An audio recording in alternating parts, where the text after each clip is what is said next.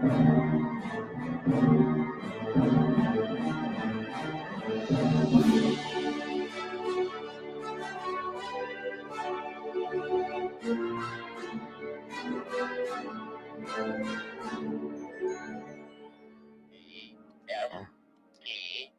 is incorrect. The correct spelling of nuisance is N-U-I. Soon to compete are some very dazzling science fiction films. If you like millions of Trekkies across the galaxy, and you're waiting for Star Trek II, the movie. Blade Runner is a detective thriller set in a very crowded Los Angeles in the year 2019. In a bold move to get the kids out of video arcades and back into the theaters, Disney Studios is offering Tron. The Columbia is back after spending 7 days in space. The movie has plenty of ice, blood, and things that go bump in the night. We'll also be reviewing 2 eagerly awaited films from producer Steven Spielberg. Americans popped in between $5 and $9 billion worth of quarters. E.T. is heavy in visual effects. It's set for release on June 4th. I can't think of a year during my life that the lineup was equivalent.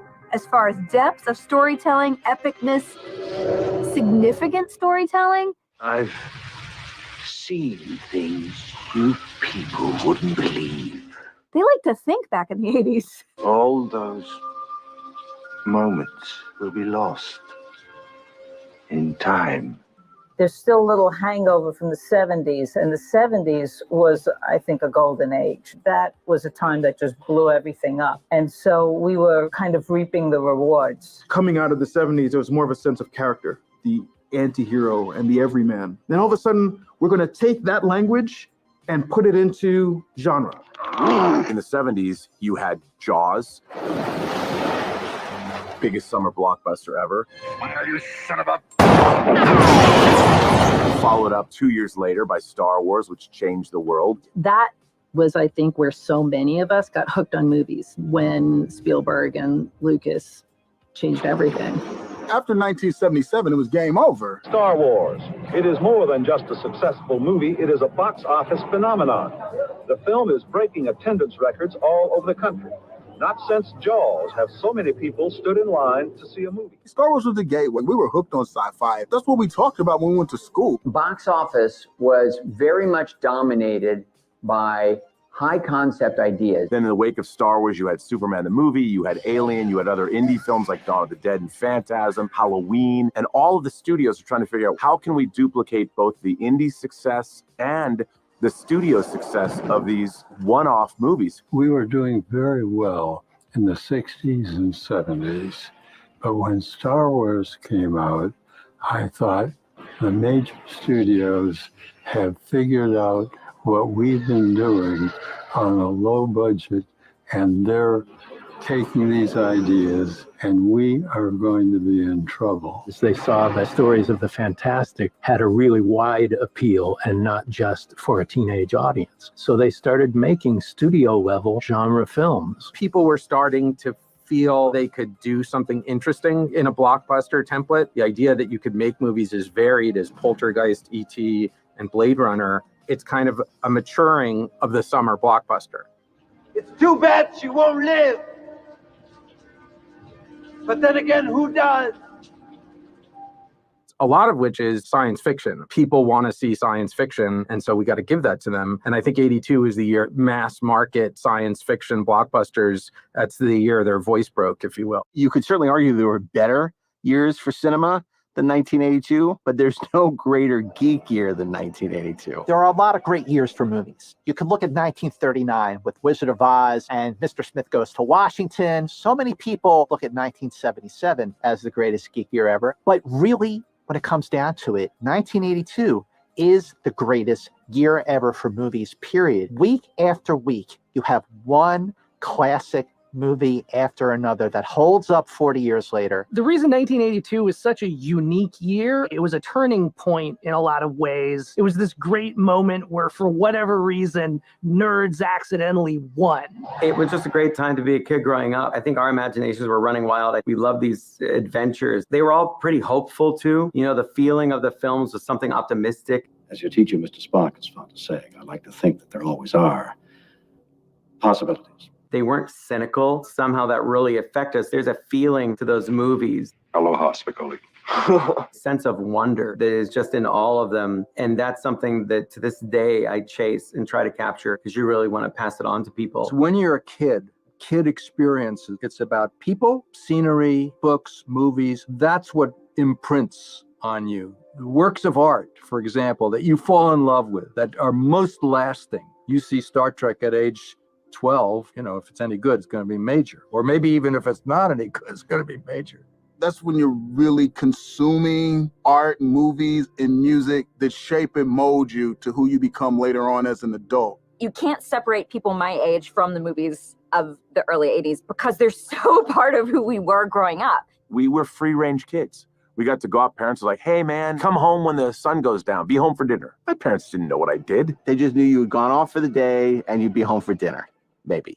Ride our bikes somewhere. Nobody cared. We had our secret lives. Even if E.T. wasn't about an alien, kids today would think it was a science fiction movie because the kids leave in the morning on bicycles. Their parents don't know where they are. They show back up at dinner. Parents don't ask where they were. They're not calling them on cell phones. That was the life we had. I'm a proud geek. Was one before it became fashionable. Yeah, which I'm a little bitter about because I feel like I had to choose between cultivating being attractive or reading comic books.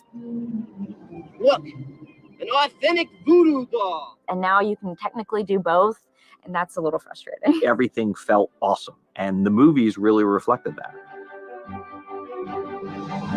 When you get to 82, we're coming out of Watergate, we're coming out of the Vietnam era, everyone's having a good time. Yeah, Britain went to war with Argentina over the Falkland Islands, but there wasn't any kind of huge wars. It coincided with a time in America where everything seemed possible. Reagan was in power, people were more optimistic, the economy was better, and the movies sort of reflect a sunnier, more fairy tale time. Who would have ever thought that Ronald Reagan, the former movie star, that he would be the president of the United States? Mr. Boyd, Bonzo, that wasn't a nice thing to do. The oldest president of the United States at the time? You don't really become president.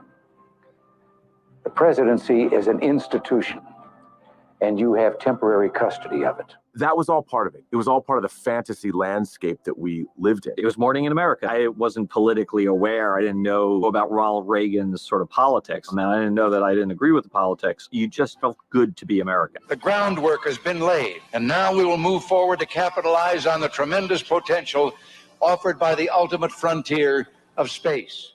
The 80s became about Reaganomics and making money. People were feeling good, so they wanted to play. But I feel like it was more of a social, physical interaction with the entertainment that we had back then. When I think of 1982, I think of the arcade as being the clubhouse of the teenage people. The joke is that teenagers have to find their own place because they're not civil yet.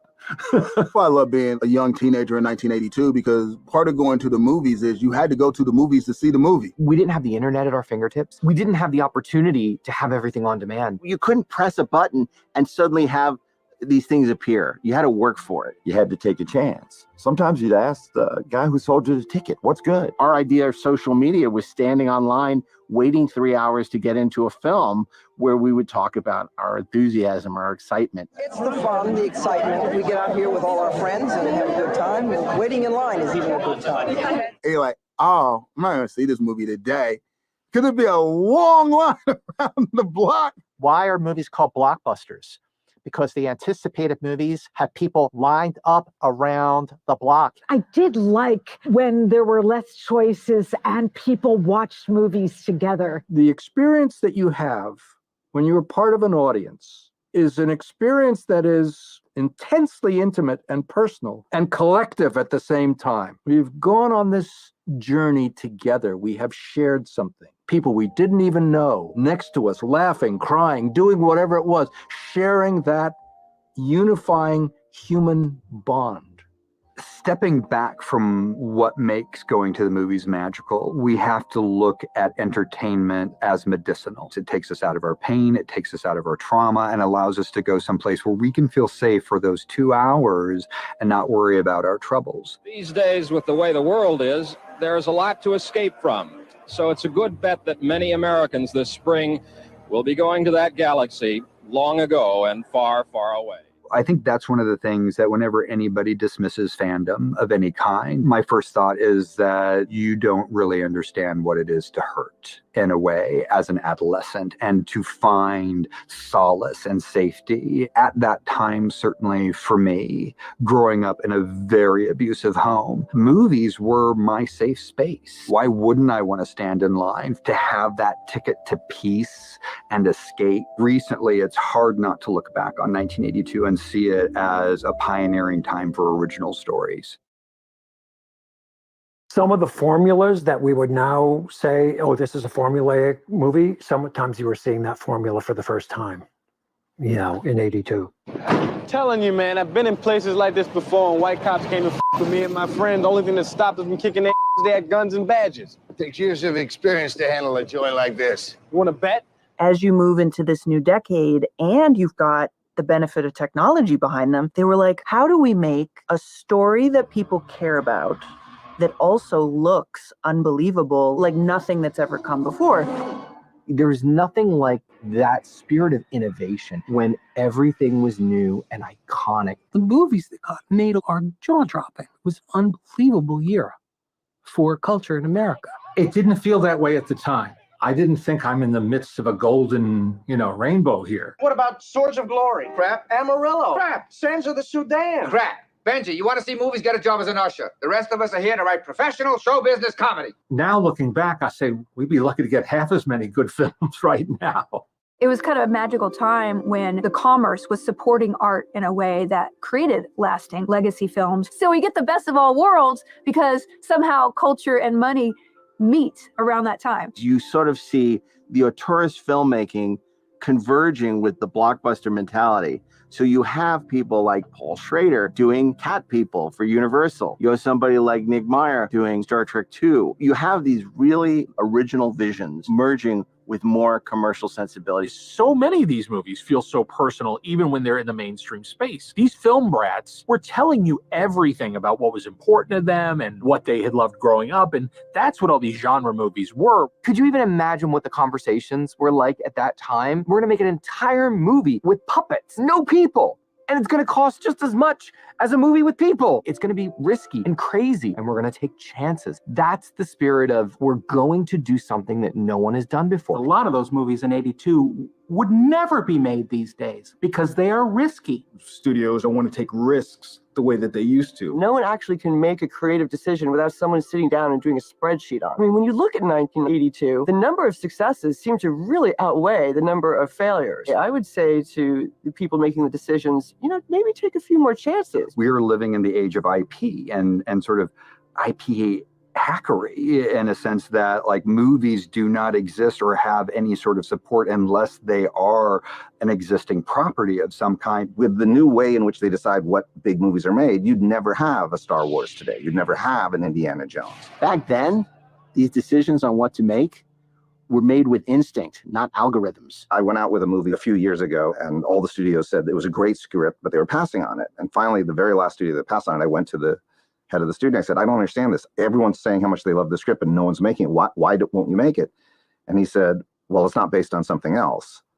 And I said, well, you made Independence Day with me. That wasn't based on something else. And he goes, I wouldn't make it today unless you called it War of the Worlds.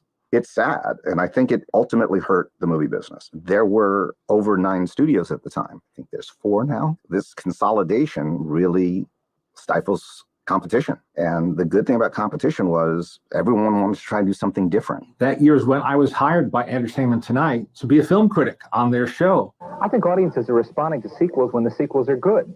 I don't think there's any other criteria that they have. If the word of mouth gets out that a sequel is just a ripoff and is taking them for a ride, so to speak, they're not going to show up. It was the first show of its kind. But the other phenomenon was Siskel and Ebert, longtime newspaper critics in Chicago, but their television show made them household names. Imagine film critics becoming household names. 1982 was the best year at the box office in the last 30 years. You never saw people talk this passionately about art on TV. Gene and Roger were not scripted. And they disagreed, and it was fun to watch. It seemed to me that Sophie's Choice was about the fragility of love. I don't get the treachery of the heart bit. I also don't agree with you that this film's that good. We disagree. Okay. In 1982, Tribune hires them to do a syndicated show called At the Movies. It's immediately a success. They became the nation's movie critics. And they end up really influencing what people see. With the success of Siskel and Ebert, this idea, well, you've got two guys together, and are they doing 2 thumbs up or 1 thumb down?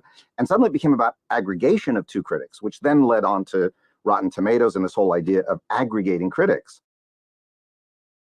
The strongest memory I have of that year was the second week of June. And no other month before or since has matched the quality of June of 1982. That's the month and the year that I officially fell in love with movies. Sometimes 2 or 3 classic movies opening on the same weekend. It's like, geez, what do you choose? On June 4th, 1982, you had Star Trek II, The Wrath of Khan, and Poltergeist opening on the same freaking day. 1 week later, June 11th, you have E.T. the Extraterrestrial. For like decades, it was like the highest grossing movie of all time. All of a sudden, there are 2 Steven Spielberg movies coming out within a week of each other. And the first one that came out was Poltergeist. Poltergeist was another film that was fanciful in nature with some scares built into it. Almost any age group could and did respond to. I think it was using the child. Being sucked into the television. She was so tuned in. She was truly an empath, and she was 5. Mike Fenton and I were casting Poltergeist and E.T. almost simultaneously. So Heather O'Rourke initially came in for E.T. Steven saw her at the commissary, and he's like, oh, you should really come in for Poltergeist. They're here. It went more for the heart than for the scare. Reach back into our past when we used to have an open mind. Remember that? Okay, just try to use that. I remember less the moments I jumped than I do how much I was rooting for these people.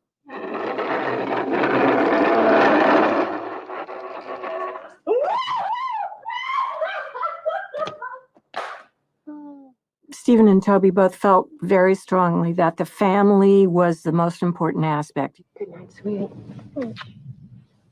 Okay, like that. Closet light. My fault. My fault. Turn it on, Mommy.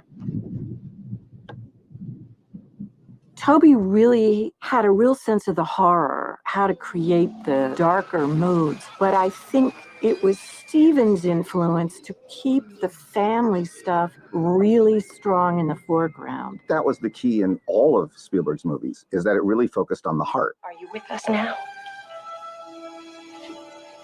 Can you say hello to Daddy?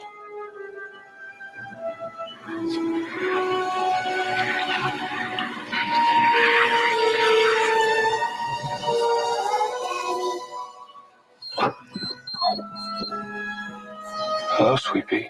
A lot of this comes back to verisimilitude. These art forms finding a reality that's much closer to your own experience, your own lived experience, than you expect it to be. Can you see Mommy?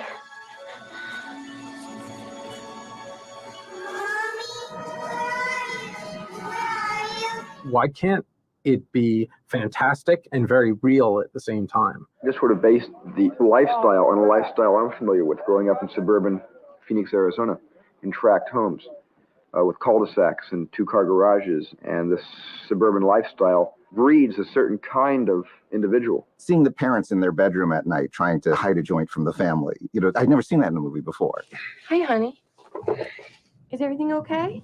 And yet it still felt like a wholesome family. Also has like super babylicious mom and dad. Like this, like at that era, they're like very hot, cool mom and dad characters, but it's also scary. Poltergeist scared me straight to 1983. Static on the television still scares me. And we all own TVs like that in 1982. I'm like, no, I'm not here for that. I don't understand the title. I still don't know what it means. What does Poltergeist mean? No one knew it was. We found a German book that had it was Poltergeist, and it was all in German. So but we knew it was about ghosts, and we showed that to Steve, and he said, "That's the title." He gave us a page. There were some bullet points that he wanted to hit. He wanted it to be a ghost story set in a middle-class housing development, that the ghost comes out of the TV. It had originally been written by Michael Grace and Mark Victor, but Steven Spielberg wrote the shooting draft. We only had 6 weeks to write the screenplay because we were set to go on strike. Film was in production, and we were striking our own movie. Steven sent a PA out to get us from the line. Because he said, I think you guys want to see this. This is a really cool scene. So we went in and we saw the room was on a gimbal and it turned around and all this. Steven is a strong producer. He was the guy who brought Tobe Hooper in to direct. He was quite generous offering it to this guy who had only done the genius Texas Chainsaw and then Eaten Alive. It's very intimidating to have the world's most successful filmmaker producing your movie and kind of talking about how to do what he saw in his mind as a screenwriter. I was on the set of Poltergeist and I watched it happen.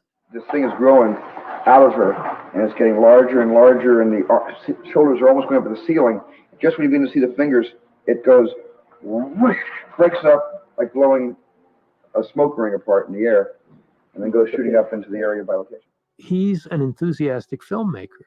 You know, he says, oh, hey, what about a 2-shot here? And we move in, and Tobe was hesitant to come in and say, well, how about this? The collaboration between Tobe and Steven was very interesting. Steven was there. He was there every day. And I think truly Steven wanted to direct it himself, but because he was going to do E.T., he couldn't really do both, and his price was too high. He was getting ready to shoot E.T., and he was under a contractual obligation to Universal to make E.T., which meant he couldn't work on another film as a director. What we saw there was that Tobe was in the director's chair and Steven was standing right behind him with his hands on the chair. Tobe, I think, respected Steven and went along with it. I'm sure it was very hard on Tobe in many ways, because Steven is a strong personality. I think the result really had both influences. Tobe directed the movie he called Action and Cut. His creative influence was there, but both of those men made that movie. Yes, there were a lot of fights about who did it, but it was not between the two of them. It was a collaboration, but it doesn't feel like a Hooper movie. It feels like a Spielberg movie. Poltergeist does feel like a Spielberg film, but it is absolutely the lensing and framing of a Tobe Hooper film. I'm embarrassed to say I cried in Poltergeist. I remembered being so connected to Heather, but I had no idea that it would be that well received, not only critically, but at the box office. I think that movie is the perfect metaphor for the summer of 1982 because Tangina says, "This house has many hearts." And the summer of 1982 has many hearts. MGM has Poltergeist for release on June 4th.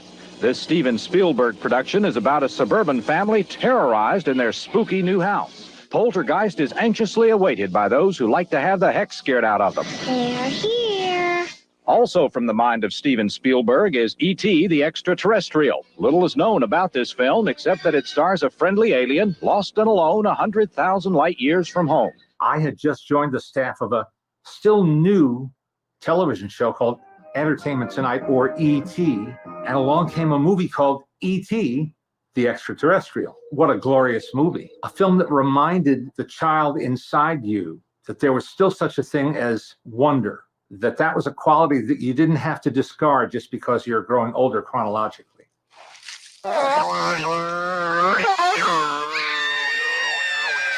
For me, the pinnacle of Steven Spielberg's career. Since then, they've come up with this jargon about 4-quadrant movies. Screw the quadrants. He just knew how to tell a great story that would have broad appeal. The craziest thing is that E.T. started off as a horror film. It began as an unofficial sequel to Close Encounters. Columbia wanted Spielberg to do a sequel, and he wasn't that interested in the sequel. He came up with the idea for Night Skies, which was aliens landing at a farm and attacking a farm family. It was, he described it as Guns Along the Mohawk with aliens.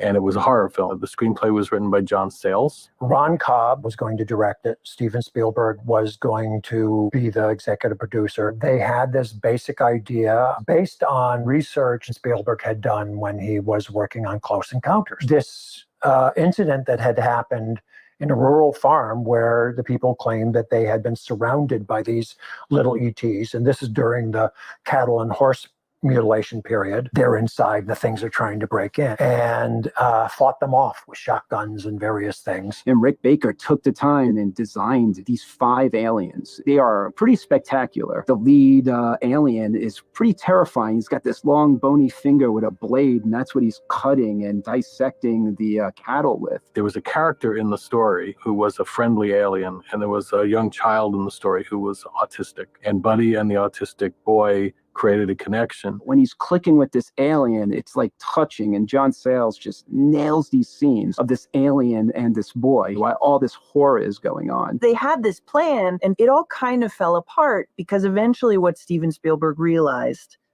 was that wasn't the movie. I think it was at Columbia then, and they said, oh, we've got this other movie, Starman, with Jeff Bridges. We're not going to make some big space fantasy for kids when we've already got a space movie. And I think that's when he moved to another studio. And with that move, I think kind of rethought it. So he rethought it with Melissa Matheson. She had co-written the script for The Black Stallion. She was also Harrison Ford's girlfriend. She was with Harrison on location in Tunisia when they were doing Raiders of the Lost Ark. They got together and it really didn't take much from what I had done. The ending of the script, I think, is what probably got her, because the last paragraph of the script, Buddy, the nice alien, is like kind of lost, walking around, terrified, like a stranger in a strange world. And because you see his relationship with the boy throughout the whole movie, and just to know that he's now stuck on Earth all by himself, it's like a heartbreaking ending. Like, you really feel bad for him. And that ending of Night Skies is the jumping off point of E.T. Was really, what about this thing of this ET who gets left behind? Wouldn't that be cool? The intersection of the two scripts is that I got to read it when the Writers Guild said, well, you were one of the writers who was near this thing. Do you think you should get any credit? I just said, no, not at all. But this is really good. If Spielberg can keep the budget down, he's got a nice little Disney movie here. It got put into turnaround, and then Universal was like, hey, Columbia, could we just buy that off you? The story goes that Universal gave Columbia 5% as the gift, thank you for selling them the script and getting it out of turnaround. And quietly, Columbia said they made more off that 5% than any of their studio's films that year. Okay, Mom, you can look now.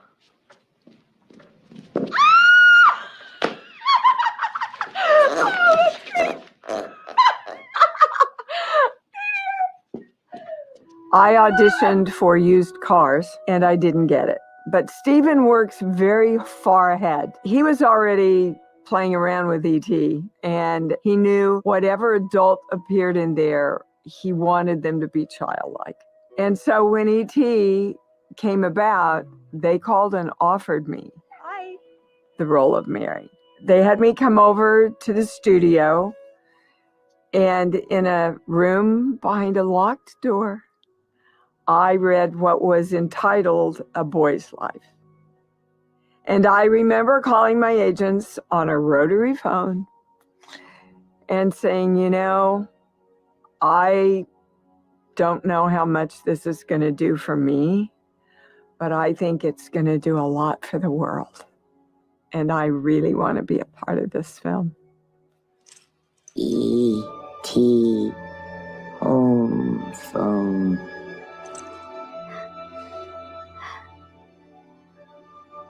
E.T. phone home. It's not a film about divorce, but it is about the after effects of it.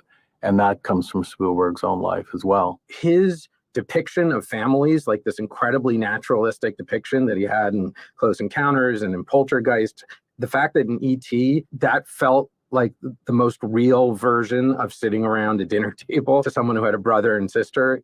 What are you going as for Halloween? I'm not going to stupid Halloween. Why don't you go as a goblin? Shut up. We're dropping in on these people's lives. There was a clutter to the house. There was a lived-in sense to the house. Messy homes, messy lives. I remember the moment I walked onto the sound stage and E.T. was standing over there, and I walked in and I just stopped and I looked at him and I went, oh my God, he's beautiful.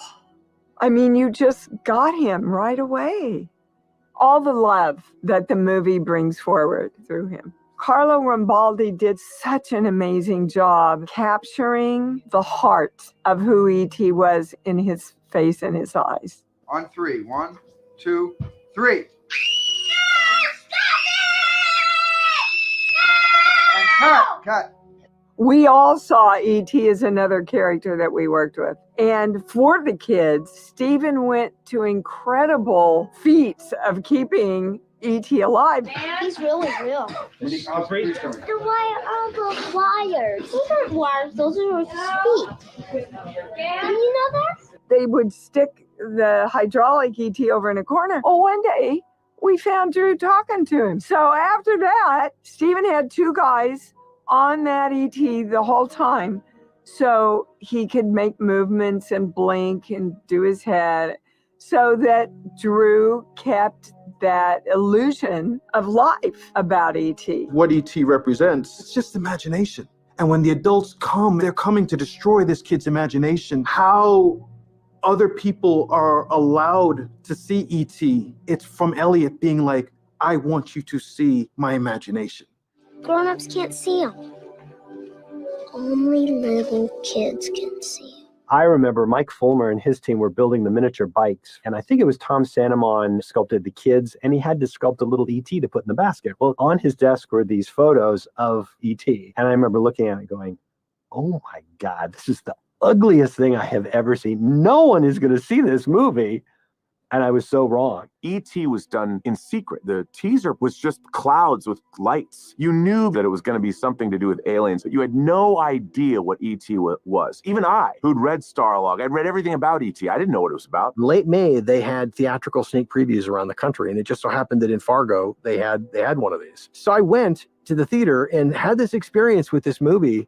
It just blew me away. And the movie obviously hadn't opened widely yet, so nobody else had seen it. And I'm sitting here trying to tell people like what it was that I'd seen and experienced. You just couldn't do it. People looked at you like you were crazy. We went over and stood in line at the Cinerama Dome with everybody else for 3 hours to see ET.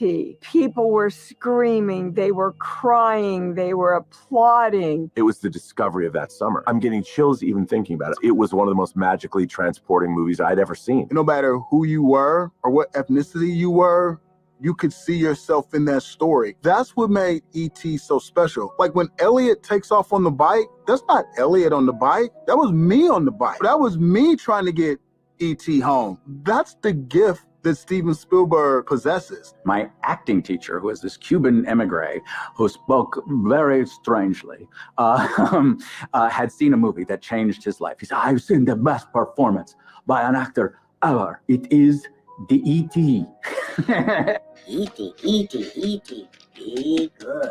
And I remember being so excited because E.T. totally transported me, and I bought it. I 100% bought that this was an alien creature. You know, I know Carlo Rambaldi designed it, and an army of technicians brought him to life. For my acting teacher, who was my god at the time, they had brought to the screen the greatest performance ever. Stephen asked me during the filming, he said, Dee, they're already asking me about doing a sequel.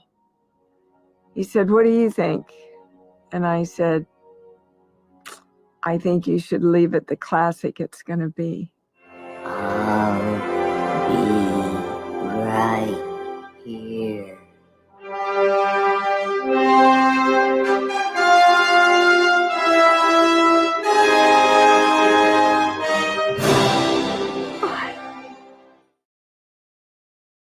E.T. did a great job with marketing because I still have E.T. toys and E.T. everything. Like, you had to have some sort of E.T. toy so your friends knew you were cool. E.T. My kids are wild about E.T. Now there's a whole collection of E.T. toys. This one talks. Oh. The movie comes out. Initially, there's no toys. Spielberg realizes his mistake, immediately greenlights everything. They were literally chartering 747s with no passengers, filling the plane with the ET thing. Luckily for Spielberg and everybody who had points on the movie was in the theaters for almost a year. So by the time it came, the merch still did very well. There was an E.T. game. We actually had the E.T. game. I remember it, but it was really hard. No one could win it. E.T. video game? It's the video game that lets you pretend you're E.T. Basically, this game comes out based on E.T., and it's it's not a good game. It's a really frustrating game. I remember just, not really getting it, and not in a not getting Blade Runner kind of way. It was more like it just wasn't fun to play. You play for 2 screens, and all of a sudden ET's in a hole again. It's just a terrible game. A video game's the opposite of a movie. It's how fun it is to play that's important. It's not a passive experience. It's not something you're watching. The E.T. video game probably was the start of what is a long lineage of crappy adaptations of mainstream media. If this worked in this genre, those people, those geeks, are going to like this too. I don't think Steven Spielberg felt that way. I mean, he likes playing video games. Best game, the game that I still think is the best game that's ever made, is Asteroids. But I do think there was this hubris on the part of the people running Atari at the time that what's going to say E.T. on the box, and they loved E.T., right? Isn't that enough? You would go into like a Sears or a JCPenney, the video game section would just be nothing but stacks of ET. If any game ever deserved to be headed for a landfill, it was Atari's ET. Literally, there's this urban legend that Atari was so ashamed of the game that they buried all the unsold cartridges in this landfill. It was a far more interesting and nuanced story than I thought. E.T. just seemed like a crappy game that was made way too quickly, and that's the story that was told and became kind of the urban legend. And the day that Warner inked the deal with Spielberg, they set in motion a disaster.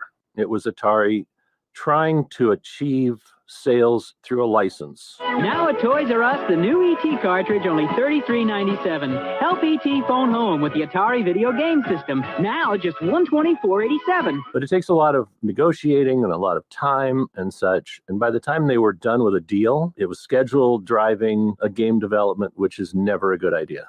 The deal was inked in August, and the cartridge had to be ready for release November 1st. At that time, it took a full year to fully create a cartridge, vet it, test it, tweak it. So you had September, October, 2 months.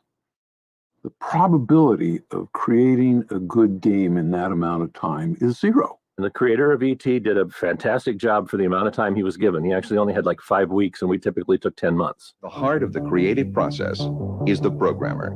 I try and create basically a sensory experience that evokes a certain feeling in the user. I mean, I tend to program from a concept. Poor Howard signed up for it, and he's been panned as creating the worst game ever.